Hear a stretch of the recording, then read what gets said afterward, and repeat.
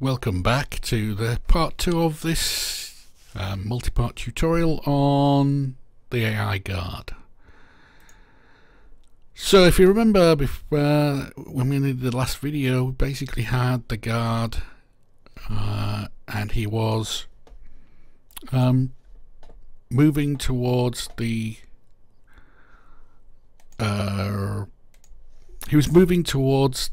movement point, so the guard target. So we had that target marker, target point I think it is, class, and we were moving towards it. So one thing we probably want to do is we want to say somehow we want to stop this from always happening, because this will happen pretty much whenever the guard target object is set. So because we set it in the editor, it will literally happen all the time. So how do we limit this section of the behavior tree to run? And we limit it with these conditions, right? So there's a condition here that checks the blackboard and says, is there an object set in this variable guard target? So what we need is another condition. And what the condition we want is to check to see if the distance to our guard target is greater than some value before we move to it. So basically, if we aren't stood near our guard target, we should move towards it. So what we could probably do is we can start off by adding the variables that we need. So we need a new key here, let's call it a float, and we call it distance to guard target. And what that's going to do is it's going to say how far away we are from the target position. So let's just save that and go back to behavior tree. And that means that we can now add another decorator. Remember, the decorators are the things that do things that control whether a particular node is run or not. And we can go here, we can look at distance to guard target, and we can say if it is greater than or equal to, I don't know,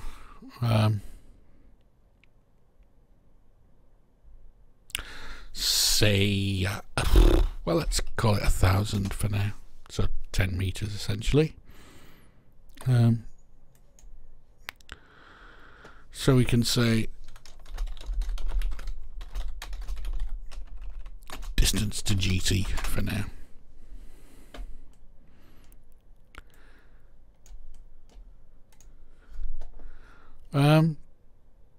So you'll see that the blackboard condition has this thing called on result change or on value change. Well, let's not worry about that for now, but we might want to change those things later on. So what we're saying is, if the variable inside the blackboard called distance to guard target is greater than or equal to 1,000, then we can do this move. Otherwise, this will fail, and the selector will then select the idle part of the tree. Now the question is, we've got this blackboard value called distance to guard target. How does that actually get set? And for that, we need something that essentially takes where we currently are with this AI, and it needs to calculate the distance to our guard target, right? So how do we do that? Well, we probably want a service, and let's base one off the blueprint base, and let's just save and compile it for now and go and rename it, because I don't like them. I like to rename things as I'm going along. So let's just rename BT service distance to object.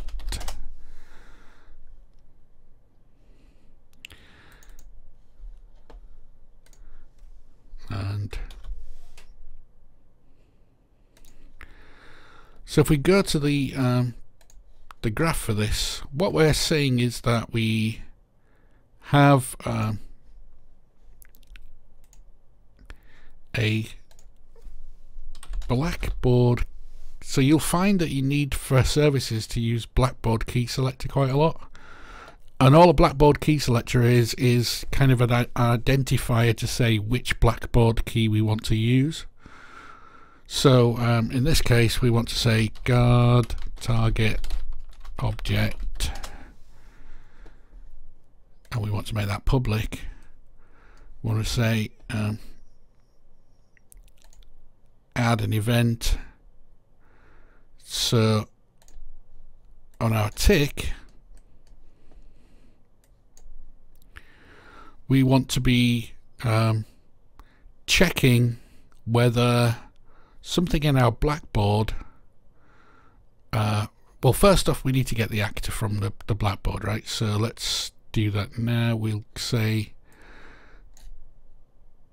now let's go get blackboard value as object.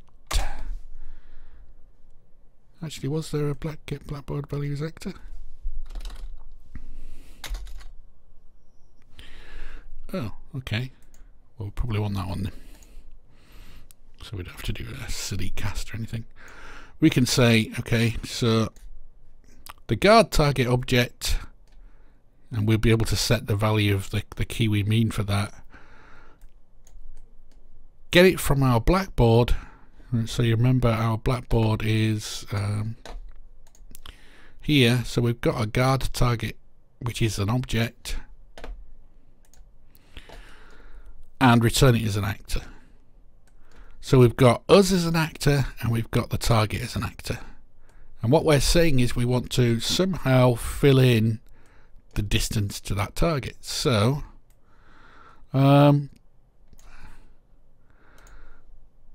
we need to get the location of this,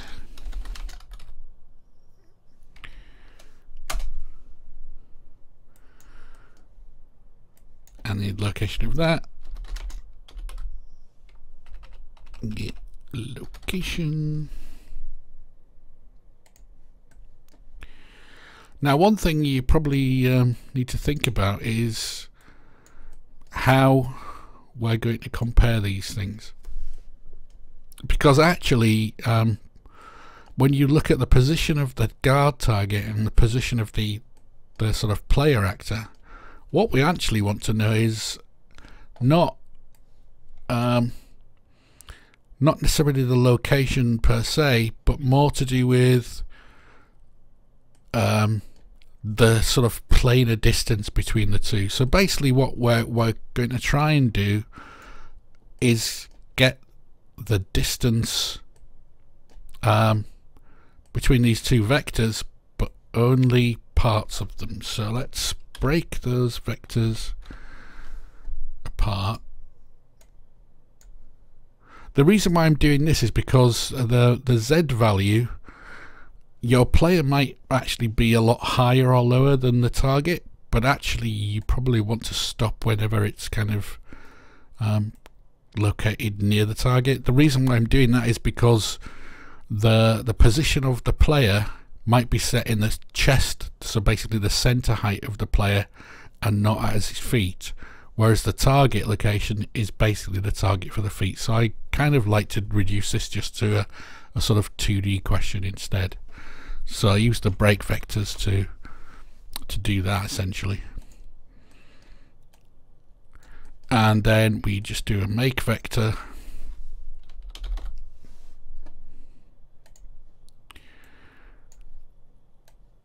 and connect these two up. So essentially we're getting rid of the Z component of the position for each actor here. You don't have to do this, to be honest, but I kind of like to do it just to make sure I'm not getting some dodgy value in the Z comparison as well. So the next part is that we need to subtract these two. So let's do a let's just drag that one and do a minus. We can find the minus key. Let's do that way around, and then get the length of that. So what we're doing is we're going to store this return value into our blackboard. So we're going to do set black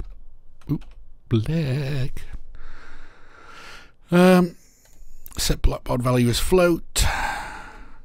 Just connect that up so it actually executes. And so we need another key here to say, and these are the things that are going to be exposed to our interface when we look at them. We need another key value here, right, to say what we mean by the guard target distance float key. Actually, let's just rename that one as well, because for consistency. And we need to just drag that onto there so that it hooks that one up. And save and compile that.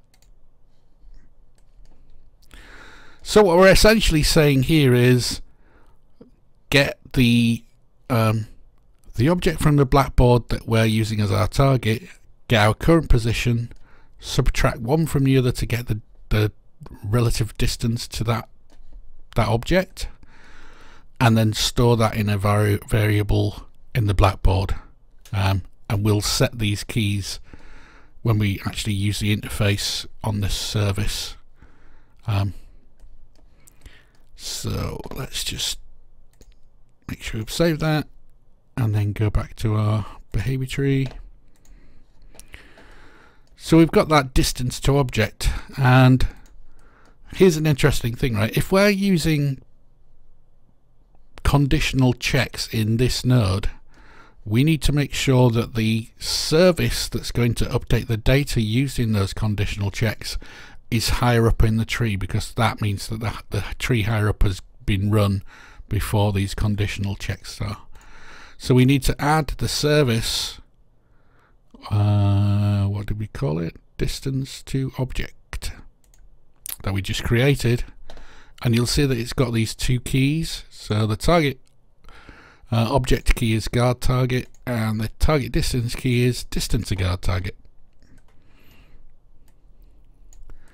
So that was pretty simple. So we've added a service that updates some data depending on where our NPC is, and we've got a check that says if that distance is greater than or equal, then we're going to move towards the target. Otherwise, we're not. We're just going to stand idle. So let's just save that.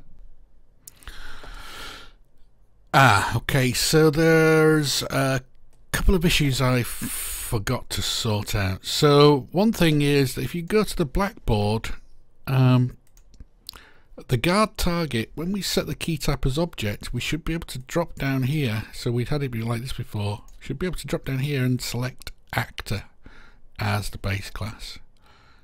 And we want to do the same thing for the self actor. The reason why I'm doing that is because when you go to the behavior tree, sometimes these nodes get out of date, basically, because they need to be able to select which actor it is. And if you have them set only as object, sometimes they seem to lose track of what they were talking about. So the other thing here is, if we go back to our service, I've noticed that there's a problem with this code. And the problem is that the first time when we run this code, there's nothing in the blackboard, right? There's nothing in the blackboard for our target, our guard target. So basically the first time around it's run, this will give you a null value, which tends to make things not execute properly.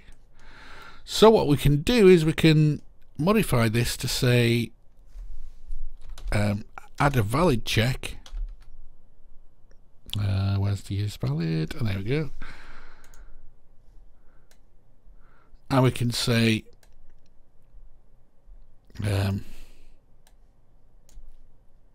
we only, let's just connect those two. We only do this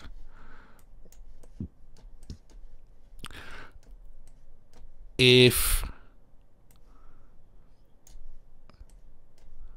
the value in this actor is valid, which means basically if this isn't set, if this target object key, if the blackboard value associated with this target object key isn't set, it'll give us null, which will go into here, and the use valid check will fail. So if it isn't null, then we will do what we were going to do before, which is set our float value. Otherwise, what we probably want to do is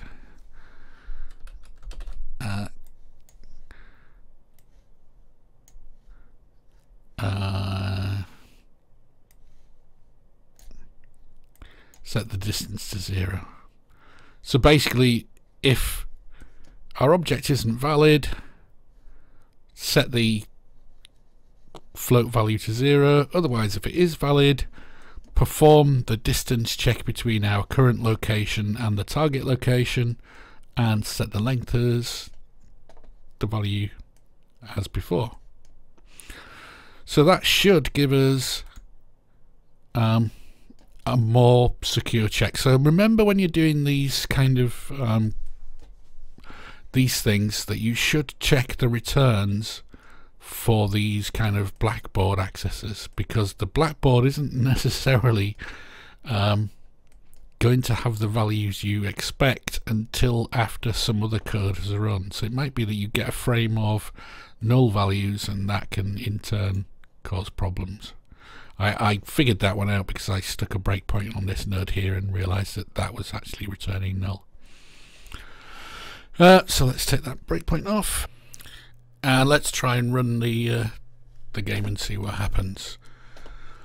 So save and compile as per usual, and let's go and see where we get.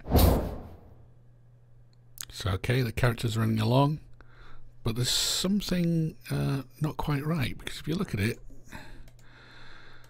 the position of the controller and the position of the guard are kind of different.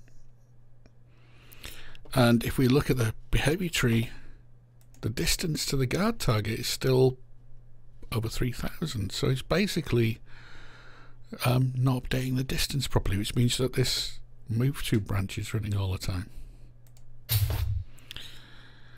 And the reason why that is because when we're running any kind of service or task or any of that kind of stuff, remember who's actually instantiated it. So basically the guard controller is the thing that's running in behavior tree. So when your tasks and your services are running, they're actually running on the controller.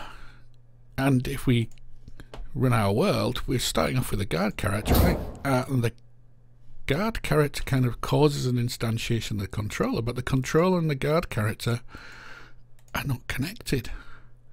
And I honestly, in one of my other demos that I was working on, hadn't noticed that before. I think what I'd actually done is I tied them together somehow, and it never struck me that that was a problem. So when I came to debug this application, I realized there was something going wrong there.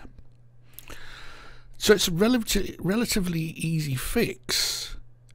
So instead of getting the actor location for our owner actor, what we actually want to do is we want to let's just break that link. We want to get control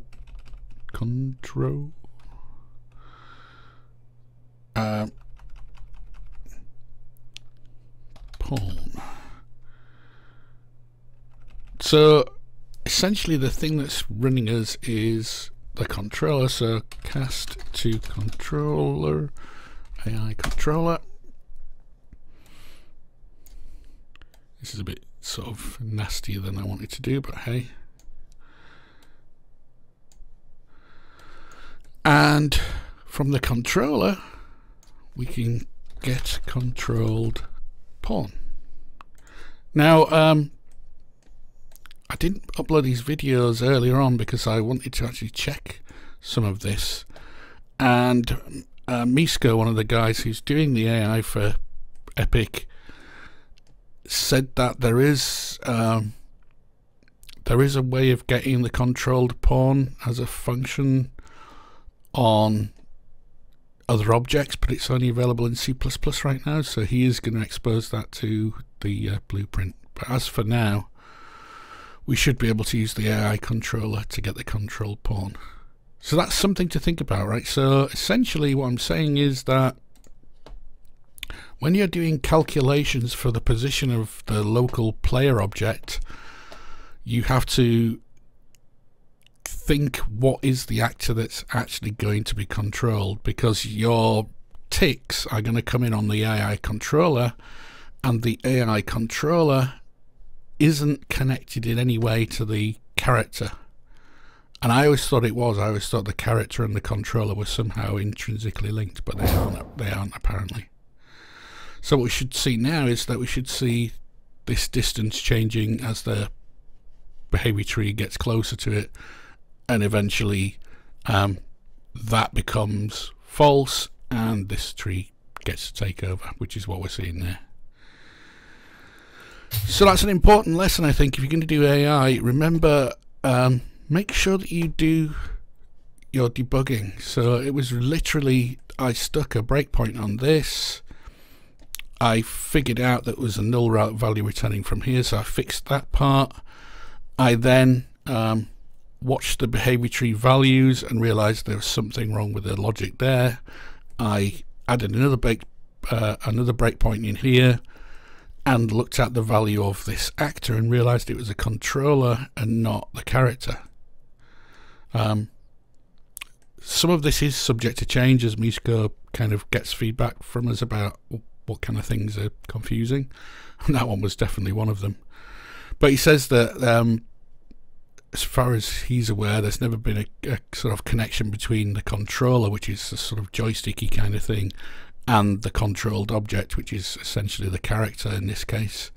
So yeah, it's just something I must have expected but didn't actually check.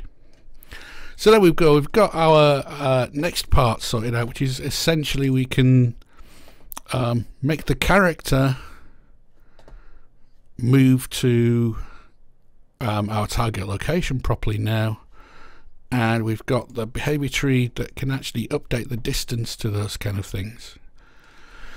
So what's next to work on? Well, we need this tree to run only under certain circumstances, right? We don't want to run to the guard point. Well, in this case, we do want the characters run to the guard point if they're bigger than some distance away. But what we actually want to do is we only want to run to the guard point if we're over some distance generally, don't we? So we want the guard to run to his guard point if he's not at it, or if he's too far away, and then he just stop whatever he's doing and run back. So the question is, what is the logic for this? What do we actually want the logic to do in terms of gameplay? And one other thing we want to think about is whether we're actually perceiving another an enemy, essentially. Do we run after the enemy and ignore the fact that we're supposed to be at a guard position? Do we only run after an enemy until we reach this distance and then go back to the guard point and ignore the enemy? So this is something we should sort of think about the design part first before we start trying to code. And it's usually a good idea to make sure that you've written down the type of functionality you want for each situation, so that it's easier to code the various conditions and services and things. It just makes it simpler to actually get on with the code. So let's just do that now. I'm just going to save this and we'll come right back. So what do we actually need from the functionality of our guard? So we basically want the highest priority to be, if we go over a maximum distance from our guard post, we should return to it. Then next lowest priority is, if we see an enemy, we should attack the enemy. And obviously, if we're during that attacking, we go over that distance, then the distance should take priority and we should return to the guard post. The next lower priority is, if we don't see an enemy, but we hear something, we should go and move to that position. Obviously, if that position's too far away, then the first priority will kick in and we'll return to our guard post. And then finally, we should have if we're not at our guard post, we should return there anyway. And last, we should just idle if we're at our guard position. So you could think of these in sort of priority order. Now, we might want to change some of these things as we're playing with the game and trying to sort of figure out whether the AI feels good. But that's a pretty good sort of set of simple rules that we can use, and we can think of our conditions because of that, right? So we know there's a distance. We know we've got a guard post already. And what else can we see? Well, we know that we need an enemy of some sort. We need some way of seeing and hearing, and we should have some position that we can investigate if we hear something. So maybe we'll need variables for those things. We've already got everything we need to return to our guard post, and we've already got idle, so we should be pretty good there. So let's go and add in these specific things for perception and enemy, so that we can do the conditions for those things. So what we need to do is we need to add a few more items to our blackboard. So let's add a key. We'll call it an object key, and this will be enemy object, or enemy, let's call it enemy actor just to make sure. Remember, we need to make sure that it's actually using an actor in case we want to move to it. What else do we need? We need to know, have we heard something? So we probably want to say a position for things we've heard, so let's call that investigate position. Now there's a problem here in that the investigate position, how do we know whether this investigate position's set or not? So we can choose to have some other value that says we're currently investigating or not. It's kind of up in the air right now. So let's not worry about that too much. Let's deal with the enemy perception thing first. So if we go back to our behavior tree, what we're essentially saying is that our highest priority is to go back to our starting position, our guard position, if we're not at it, if we're over a certain distance away. Now, one thing I should mention is that when I say a priority, what I mean is that when you're running the behavior tree and a selector node runs, the selector node basically chooses one of its children to run, and it uses a sort of priority scheme that essentially runs left to right. So that means that it'll check the leftmost, or the sort of, you know, the lowest numbered object node underneath it, and try and run that one, and if that run fails, it then goes on to the next one lower down in its priority. So this means that we can essentially just create another chain of nodes. So let's make a sequence here. for, if we go back to our functionality,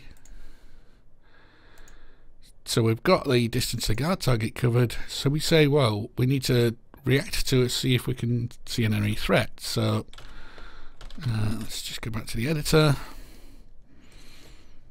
So we want something to say see enemy, and we want another one, let's call a sequence as well, and let's call that one here something. So this one will cause us to go and investigate, this one will cause us to attack an enemy when we see them, and this one will essentially bail out of any of these other ones if we get too far away from our guard position. And then there's another one that we've still got to do, which is essentially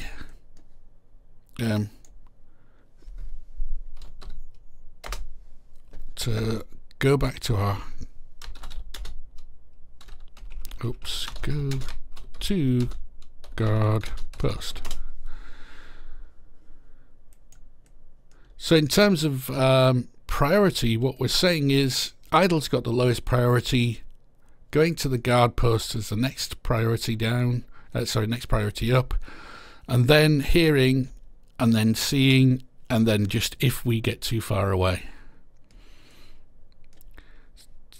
So we can think of this as sort of left to right priority order, right? High priority, then going downwards until we get to the bottom where we're just idling. So that's not a bad layout. So what do we need? We need to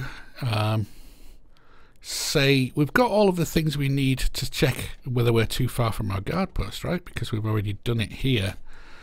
So let's just add the decorators for these things. So we're going to have a blackboard decorator to say if our guard target is set, which is lucky because that's the default.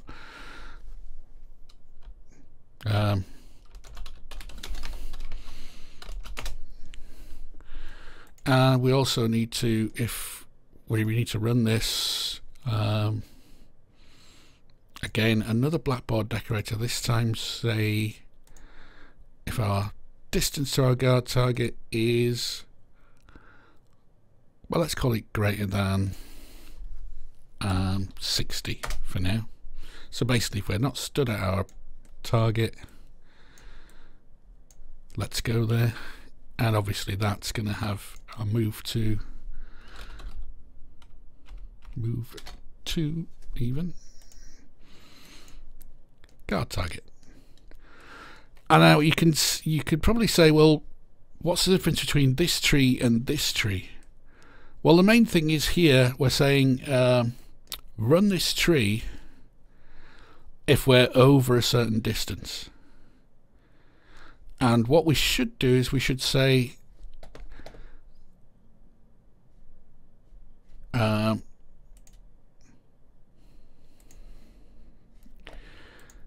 what we should say is that this tree will generally run only slightly more priority than this one. So these things here should be able to override the running of this or this. And again, this is essentially a sort of complete and utter take over control and go back to your starting point branch, right? So what we probably want to do is we should look at how this is going to take over first. So one of the things that you see on here is the observer aborts property. Now currently we've got it set to self on this one, but actually that's not what we want. We want to say this thing, this distance check will essentially abort everything below it if it gets too high. So essentially if this condition becomes true, i.e. our distance floating point value in our blackboard becomes greater than this value, not only will we run this, but we will abort any other of these parts of the tree. So essentially we'll abort all of these sub branches.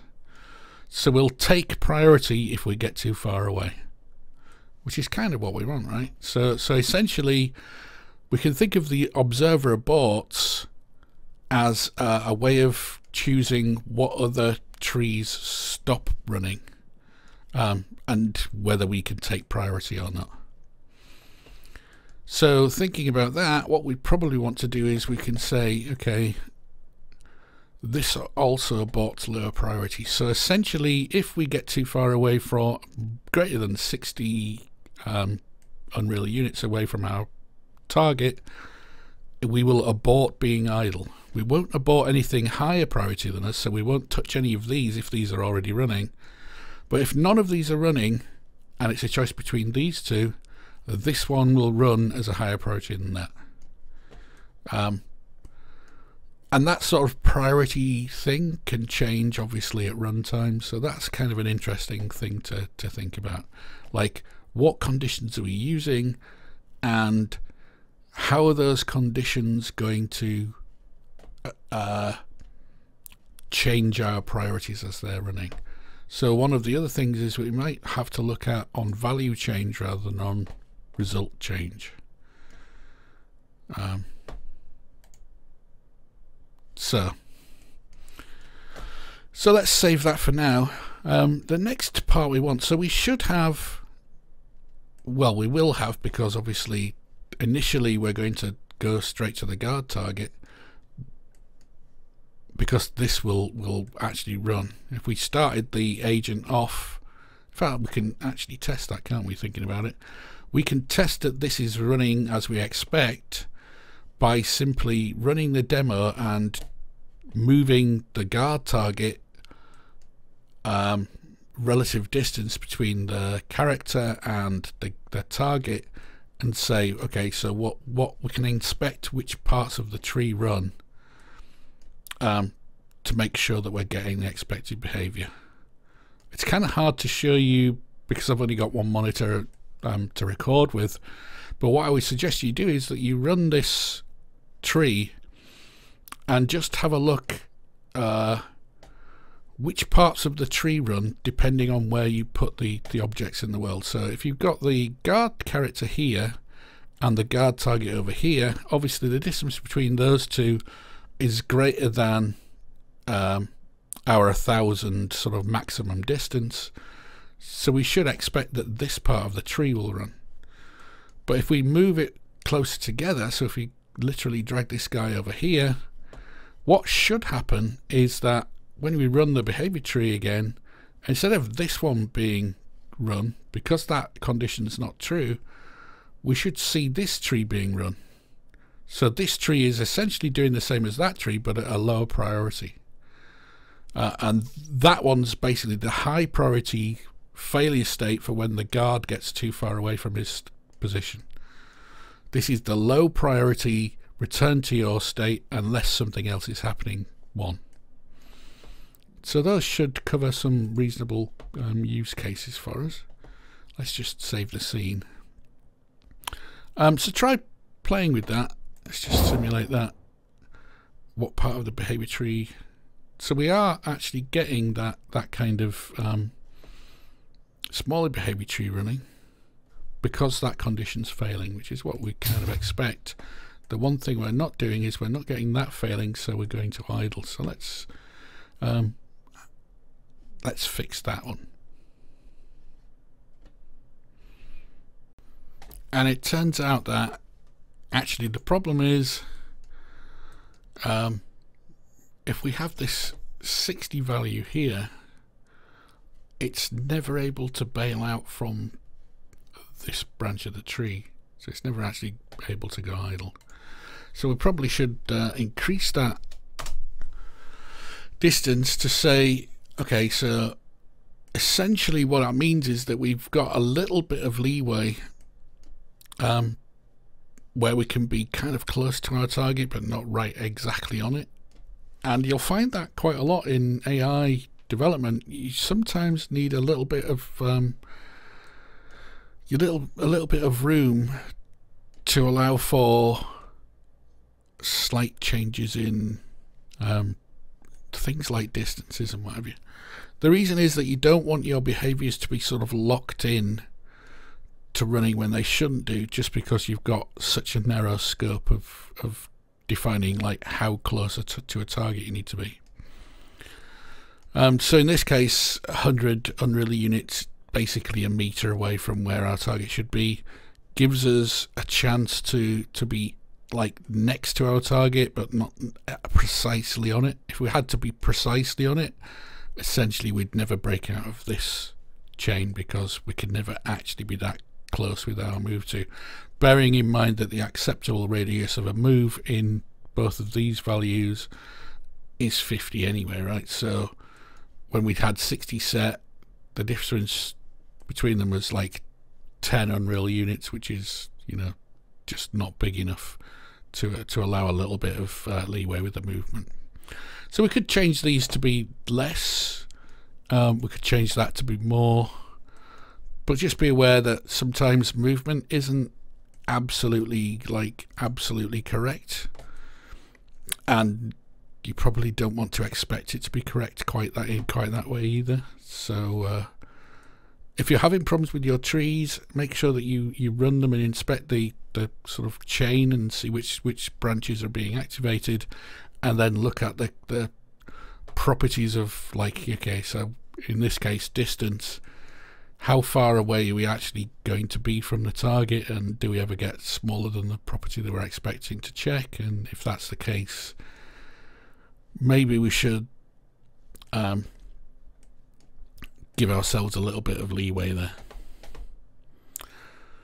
So the next thing is we want to probably think about perception, right? And the perception is an interesting one in that in Unreal, as I've said before, Unreal, I like to think of the perception system in Unreal as two parts, right? So there's the services. The services essentially calculate some information and store it in our blackboards, but there's also another component to the perception system, and that is instigated here. Now these are the components that we expect on an AI controller, right? We think we need a sort of nav calculation component, path following component, whatever. But we can add other components. Specifically, there are components for AI. Where are we? So one of the components that we really need to do is we need to look at, well, we can look at both of these really, but this is the one that we need for sensing. And it actually tells you what it is. Sensing component encapsulates sensory, sight and hearing settings and functionality for an actor. So let's add a pawn sensing component. We don't need to rename it for now. Let's just save and compile. Now one thing you'll notice is that if you can add an event for these things. And those events will get pasted in the graph, so we can actually do it from here as well. So we can get an event from our pawn sensing component and handle it here, and we do the same thing for a hearing. So the question is, what are we going to do with these events? So one thing we probably want to do is we want to say, if we see a pawn, we want to check what type of pawn it is, and if it's an enemy, and we've got to figure out how we actually discern whether a thing is an enemy or not. If it's an enemy, then we want to store it as our enemy object. Remember, we put the enemy object in the blackboard, so that we can do something with it. Okay, so that's an interesting one. And then the other one is for the hearing. Again, if we hear something, we can store the location. So we added the location before. We've still got to figure out how we determine like, so we hear something, we've got to determine, like, do we just say if there is a location set in that location vector, we will go and watch it anyway, or do we have a Boolean value or some other flag to say, yeah, we should go and investigate what we've heard? So there's a question mark there in terms of like what data we should do for when we're hearing something. So let's start by maybe adding the enemy scene kind of thing. The player sees, sorry, the character sees something via its controller.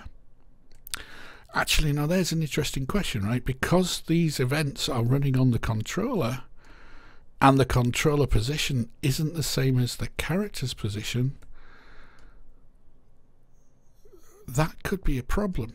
It could be that our controller is sensing these things and not our character. So that is a question. That's an interesting thing to look at. So let's just save and compile that first, and then we'll go and add something into our handler.